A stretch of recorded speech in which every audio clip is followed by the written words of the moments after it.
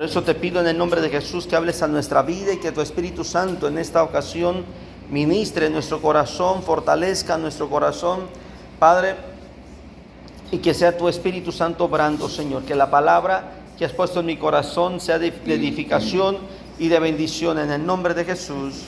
Gracias, Señor. Amén. Amén. Acompáñenme a Mateo capítulo 14, por favor.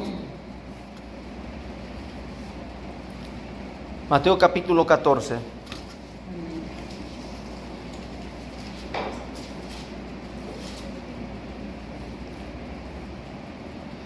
Gloria a Dios.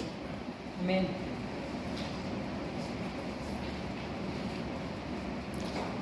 Versículo 26 y versículo 27. Amén. Amén. Así como están, vamos a dar lectura unidos, honrando al Padre, al Hijo y al Espíritu Santo. Y los discípulos, viéndole andar sobre el mar, se turbaron, diciendo: un fantasma, y dieron voces de miedo. Pero enseguida Jesús les habló, diciendo: tened ánimo, yo soy, no temáis. Dios me llevó a reflexionar aquí. Y Dios me llevó para analizar algo. Hay una parte que la voy a utilizar más adelante. La Biblia nos dice en el versículo anterior,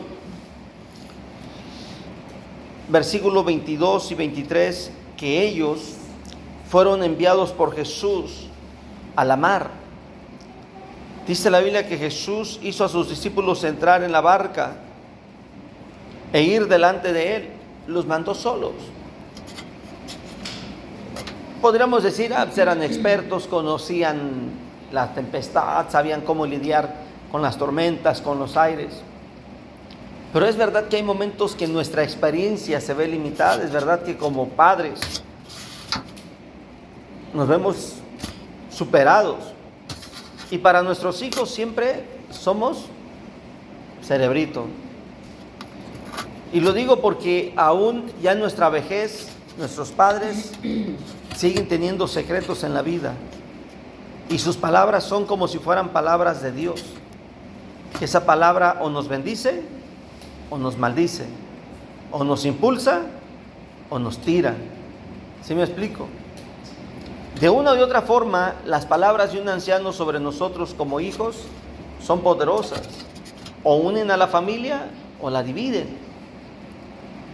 Son fuertes, influyen.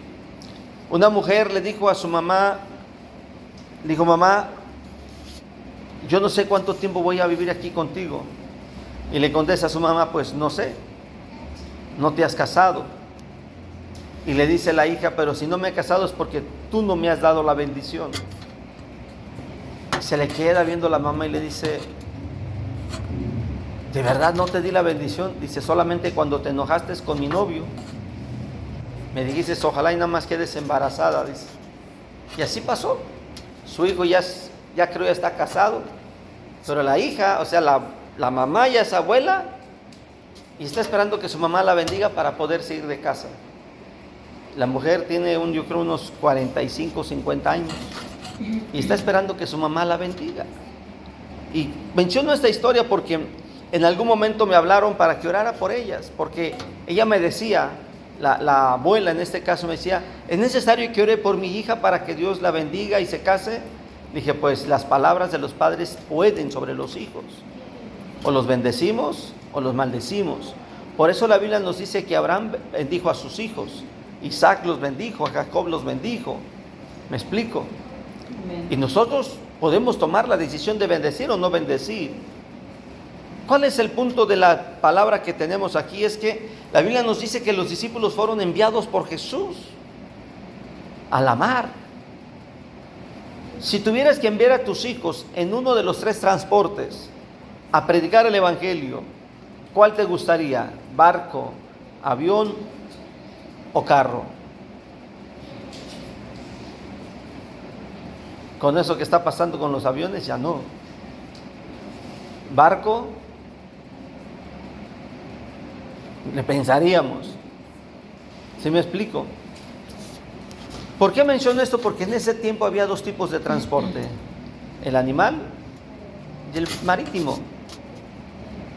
En el animal pues había los camellos, los caballos, las mulas, los burros, los asnos, dice la Biblia, y diferentes tipos de animal que todavía conocemos hoy en día. ¿Me explico? Pero mandarlo en el transporte que tenía más riesgos de ese tiempo, mandarlo a la capacidad de ellos. Y si hay algo que puede mucho es cuando hay muchas opiniones. Cuando hay un problema y hay muchas opiniones, no hay solución. Cuando hay problemas y hay muchas críticas, hay muchos puntos de vista diferentes, no hay una solución. Porque el de blanco piensa diferente, el de azul piensa diferente, el de rojo piensa diferente, el de amarillo, el alto, el güero, pensamos diferente. Y mientras todos pensemos diferente, de nada sirve que seamos muchos.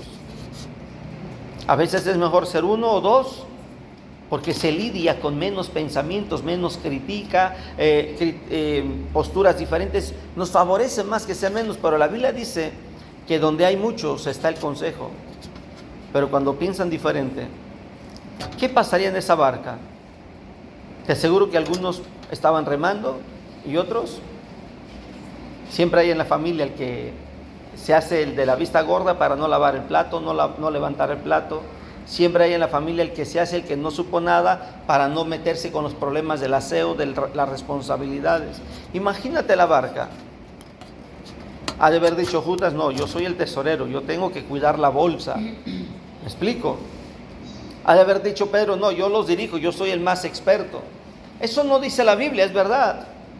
Pero quiero que veamos algo. ¿Por qué pedí que leyéramos este versículo? Porque Jesús, dice la Biblia, que llegó a ellos en el mar. Y aquí yo quiero que notemos la primera parte importante, que aunque Dios nos mande a caminar solos en la vida, con la familia, lidiando con problemas, parece que Él nos deja, parece que Él nos dice, vete, yo te sigo.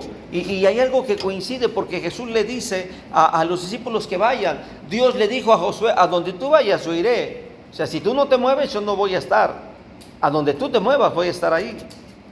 A Moisés le dijo inverso, yo te voy a decir, cuando tú veas que yo muevo la nube, te vas a mover. El Moisés era, primero se movía Dios y después Moisés. En Josué no, era, muévete tú y yo te acompaño. Y aquí los discípulos, Jesús los mandó. Y es verdad que enfrentamos diferentes tipos de problemas, enfermedades, conflictos, opiniones y muchas cosas que nos frustran. Pero vean que cuando Jesús llega, algo estaba pasando, algo estaba sucediendo. Porque cuando ven a Jesús, en lugar de pensar que era Jesús, en lugar de ver la silueta que parecía Jesús, ¿qué pensaron ellos? Y dice la Biblia que tuvieron miedo. ¿Y qué pasa cuando tenemos miedo? Escuchamos voces. Cuando tenemos miedo, vemos sombras. Cuando tenemos miedo, se nos va el sueño. Cuando tenemos miedo, no queremos apagar la luz, o a veces de miedo queremos apagar la luz porque no queremos que nos vean. El miedo nos juega traición en todos los aspectos. Hace que nos duela la cabeza. El miedo hace que nos dé un desbalance en el hambre. Nos da hambre cuando no, y cuando te queremos comer ya estamos llenos y no sabemos, pero tenemos mucha hambre. Bueno, sucede un caos en nuestro organismo. La Biblia dice que ellos tuvieron miedo. ¿Qué sucede después de esto? Jesús les habló y les dijo, no temas, tened ánimo, yo soy, no temáis. Es bonito cuando escuchamos la palabra de Dios que viene y nos ministra, nos habla. Es bonito cuando la palabra de Dios nos habla al corazón. Pero hasta ahí solamente hay una parte de esta historia. Porque de entre todos los que estaban en la barca, entre todos los que estaban ahí con el miedo, con el temor, hay uno que no estaba a gusto en esa barca. Y veamos el versículo 28. Le respondió Pedro y dijo, Señor, si eres tú, manda que yo vaya a ti sobre las aguas. Pedro ya no estaba a gusto. Yo pudiera llamarle a esto, me urge salir de esta barca. Me urge. ¿Me explico? Si la situación no era buena por el miedo, por los temores, porque no estaban remando de manera correcta, porque ya se estaban cansando, porque el viento era contrario. ¿Qué sé yo de lo que se vive en alta mar? No soy un experto. Hablo de lo poco que he aprendido en investigación en las Escrituras. Pero, ¿qué puede enfrentar Pedro? Que deseaba mejor estar fuera de la barca que adentro de la barca. Esto me recuerda una coincidencia numérica. Había 10 leprosos, uno regresó, los otros 9 no regresaron. ¿Me explico? ¿Por qué digo coincide con una comparación numérica? Porque a veces solamente uno marca la diferencia. Y yo creo que este mensaje de Pedro nos puede hacer marcar la diferencia. Yo ya no quiero estar en esta barca, ya me cansé. Si eres tú, manda que yo haga esto. ¿Me explico? Pedro quería caminar sobre el mar, no. Pedro lo que quería es brincar al agua. ¿Me explico? Lo que él ya no quería estar dentro del grupo de los demás. Es verdad que lo que a veces queremos ya es sacar el asunto. ¿Cómo? No sabemos. Y esa desesperación nos puede llevar a decisiones incorrectas. Por eso la importancia que Pedro le dice a Jesús, manda. ¿Pedro podría saltar al agua, sí o no? Sí. ¿Podía nadar, sí o no? ¿Por qué la Biblia dice más adelante que se estaba ahogando? Si era un experto nadador. ¿Cuántos años habrá pasado noches enteras en el mar pescando? Simplemente con unas 10 noches en el mar ya empieza a conocer cómo son las corrientes marítimas y cómo es que el mar te puede alejar de la barca y todavía atorado con la red puede hundirte. Si Pedro estaba con vida es porque había logrado sobrevivir a muchos momentos de dificultad, entre la noche, la red, las corrientes de las aguas, la pesca. ¿Cuántos secretos no tendrá Pedro con lidiar con eso? Pedro podría bien aventarse a la mar y acompañarlo nadando, Jesús caminando y Pedro nadando. Y tener ese recuerdo, esa aventura que acompañó a Jesús. Por eso le dijo, manda que yo vaya. Manda. En otras palabras, lo que Dios puede hacer, lo va a hacer a través de nosotros. Pero hay que esperar primero que Él hable su palabra para que nosotros podamos actuar. Si vas a hablar con la vecina, si vas a hablar con tu pariente, si vas a hablar con la persona que tú crees que es la solución a tu situación, pero primero deja que Él hable. Si vamos al médico porque ocupamos que nos atienda por una enfermedad y sabemos que el médico nos puede dar una receta, primero hay que dejar que Dios hable. ¿Sí me explico?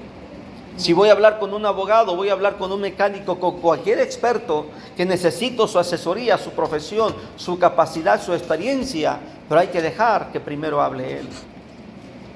Esa es la diferencia de este mensaje, de un hombre que siendo experto del agua, siendo experto en los mares, siendo experto en las tormentas, esperó primero que Jesús hablara. La solución posiblemente ya la tengas, posiblemente estés a punto, decimos luego, la tengo en la punta de la lengua. ¿Sí me explico? Ya tengo aquí, nada más llega el momento y yo voy a hacer esto. Pero ¿por qué no dejas que Dios hable primero? Amén. ¿Por qué no dejamos que Dios mueva las cosas primero? Eso se requiere paz, eso se requiere paciencia. Y es verdad que a veces ya no tenemos la paciencia, porque lo primero que agotamos en un problema es la paciencia más que el dinero.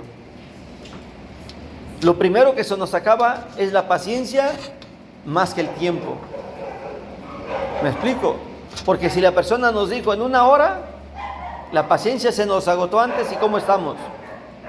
Pero cuando tenemos paciencia, esa hora pareció media hora, 10 minutos, ni la sentimos. Vean cómo somos psicológicamente. Estamos esperando la consulta y estamos contando quién falta. ¿Quién falta? Ya falta 1, ya faltan 2, ¿sí me explico? Ya, gracias a Dios, ya el que sigue y sigo yo. Nos alegramos en la vida porque estamos contando el tiempo y nuestra paciencia está limitada. Otro momento de paciencia es cuando tenemos ganas de ir al baño y vamos en un transporte y mientras no sabemos por dónde nos estamos aguantando. En cuanto ya nos dicen pronto vamos a pasar al baño, nuestro sistema empieza a acelerar y llegamos con más desesperación. No sé si me explico. Y muchas veces como chofer prefiero no avisarles quién quiere ir al baño. Ya a la mera hora más le digo a mi esposa, ¿quieres pasar al baño? Porque si le aviso con tiempo, mira, vamos a pasar al baño. Si alguien lleva, empieza a desesperarse porque la paciencia se acaba. ¿Sí me estoy explicando? Ya pasamos a consulta y ya nos sentimos bien. Pero si el médico dice, mire, lo voy a dejar, la voy a llevar a esta sala, vamos a estar en observación, le vamos a poner un suero, la paciencia vuelve a agotarse. Y parece que como que volvemos a comprar otra recarga de paciencia. Bueno, por lo menos me voy a poner un suero y a ver qué pasa. ¿Y qué pasa con el suero? Estamos viendo si ya avanzó, si no avanzó. Por eso digo, lo primero que se nos acaba es la paciencia. Y esa paciencia es la que nos lleva a la crisis emocional. Y esa crisis emocional nos lleva a vivir otro tipo de problemas, donde la fe ya no puede funcionar, donde Dios ya no puede intervenir. ¿Por qué? Porque la paciencia nos desplaza, nos mueve, nos quita. ¿Me explico? Pedro le dijo a Jesús, si eres tú, manda que yo vaya sobre ti, vaya a ti sobre las aguas. ¿Qué le respondió Jesús? Ven. Fue suficiente. Ven. ¿Quién propuso? Fue Pedro. ¿Quién propuso la ruta? Fue Pedro. ¿Quién diseñó el plan? Fue Pedro. ¿Me explico? ¿Quién tiene la idea de lo que va a hacer? Eres tú. ¿A quién le vas a marcar? Ya lo sabes. Pero no lo hagas hasta que primero Dios te diga, ya es ahora. Ya es el tiempo. Yo sé que voy a ir al médico, pero si lo hago en el tiempo de Dios, todo va a estar en manos de Dios. ¿Sí me explico? Amén. Aunque pareciera locura, aunque pareciera incorrecto, aunque pareciera acelerado, es que me urge. Espérate en el tiempo de Dios, todo en el tiempo de Dios. Quiero concluir. Pedro tuvo la experiencia única y como ningún otro, porque tomó una decisión. Manda. Yo tengo la idea, tengo la propuesta, pero mándalo tú. Esto me recuerda algo que dijo Moisés. Si tú no vas conmigo, no nos saques. Esto me recuerda algo que dijo Sansón. Permíteme cobrar venganza de mis ojos. ¿De quién era el plan? De Sansón. ¿De quién era el deseo de cobrar venganza? De Sansón. Pero ¿qué hizo Dios? Le dio el permiso. ¿Qué hizo Jesús con Pedro? Le dio el permiso. Y puedo irte mencionando más personas que esperaron a moverse en la voluntad de Dios. ¿Me explico? Dije que iba a concluir con eso. Si Moisés dijo, no me muevas si tu presencia no va conmigo. Si Sansón dijo, permíteme cobrar venganza, ¿qué le dirías tú a Dios? ¿Cuál es tu barca? ¿Cuál es tu situación? ¿Cuál es la etapa que quisieras que Dios cambiara? No te muevas, deja que Dios haga lo que va a hacer. Pónganse de pie, vamos a orar. Padre, en esta hora, mi Dios amado, no sé por qué etapa, qué situación, por qué momento, qué circunstancias estén pasando. Lo que sí sé, Señor, es que el plan, el anhelo, la idea de Pedro no podría funcionar si primero no se escuchaba la voz de Jesús. Lo que sí sé, mi Dios amado, es que Moisés no estaba dispuesto a avanzar si tu presencia no estaba con él. Lo que sí sé es que Sansón no podía cobrar venganza si primero no le autorizabas tú y le dabas la fuerza de lo que él necesitaba para cobrar venganza. Lo que sí sé, Señor, es que si yo hago las cosas a mi manera y me adelanto y no te pregunto, no te consulto, Padre de la gloria, mi Dios amado, como Pedro solamente se hubiera aventado al agua, mi Dios, hubiera sido otra la experiencia, hubiera sido otra la historia. Pero gracias a Pedro que le dijo, Señor, si eres tú, manda. Aunque él sabía y tenía la experiencia de nadar, de aventarse al agua, el objetivo no era eso. El objetivo era escuchar la voz de Jesús. El objetivo era ver el poder de Jesús a través de su palabra.